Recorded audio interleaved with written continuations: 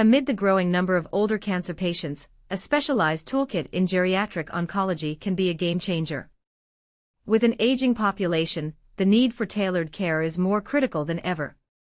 By 2060, nearly 100 million Americans will be over 65, making up almost a quarter of the population. This demographic shift means that breast cancer, a disease often associated with aging, will affect an increasing number of older adults. The American Cancer Society reports that 62% of invasive breast cancer cases in 2024 were diagnosed in women aged 60 or older, highlighting the unique challenges faced by this vulnerable group.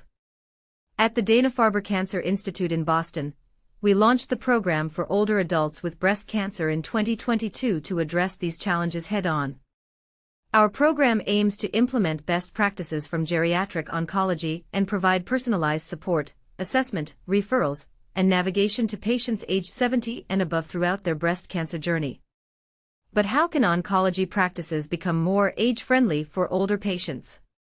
We recommend adopting the American Society of Clinical Oncology, ASCO, guidelines for conducting geriatric assessments and implementing the age-friendly health systems model with its 4M, medication, mentation, mobility, and what matters most framework. To facilitate this, we've compiled a geriatric toolkit, with links to validated instruments and resources referenced in our recorded conversations.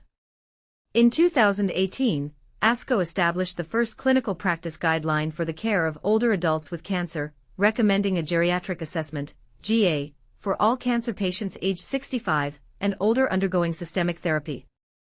In 2023, ASCO updated this guideline with a more streamlined Practical Geriatric Assessment, PGA, that's easier to implement in clinical settings and focuses on actionable steps and intervention management. The updated PGA assesses key domains like physical function, cognitive function, emotional/mental health, comorbidities, polypharmacy, nutrition, and social support using validated instruments. It also calculates chemotoxicity risk levels and life expectancy with the help of the Cancer and Aging Research Group, CARG, and CARG breast cancer chemotoxicity calculators, as well as the Lee Index, Schunberg Index, or Lee-Schunberg Index for mortality risk assessment. The ASCO guidelines were updated to address the low uptake of GA by clinicians, primarily due to time constraints, and to make it more feasible and practical in busy clinics.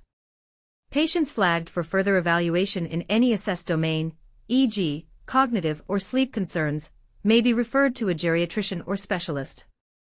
ASCO also developed an action chart to support GA recommendations, establishing triggers or thresholds for each domain and concrete next steps to address impairments or vulnerabilities, thereby enhancing communication between clinicians and patients/families and improving treatment outcomes.